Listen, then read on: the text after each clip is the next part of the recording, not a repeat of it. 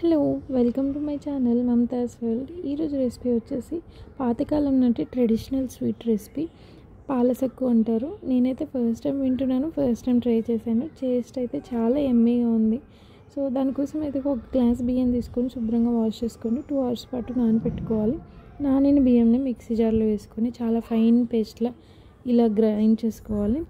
దాన్ని ఒక మందంగా ఉన్న కడాయి కానీ ప్యాన్లో కానీ వేసి దాంట్లోనే ఒక గ్లాస్ షుగర్ వేసుకొని 4 glasses మిల్క్ వేసుకొని స్టవ్ మీద పెట్టుకొని బాగా కంటిన్యూస్గా కలుపుతూ ఉండాలి. బెల్లంతో కూడా ట్రై చేయొచ్చు, బట్ సమ్టైమ్స్ పాలు విరుగుతాయి కదా, సో షుగర్తోనే ట్రై చేయడం బెటర్. ఇలా ఈ మిక్చర్ని కలుపుతూ ఉండలు లేకుండా బాగా దగ్గరుండి కలుపుకోవాలి. దానిలోనే కొంచెం నెయ్యి, కొంచెం చిటికెడు సాల్ట్ వేసుకుంటే టేస్ట్ అనేది బ్యాలెన్సింగ్గా ఉంటుంది.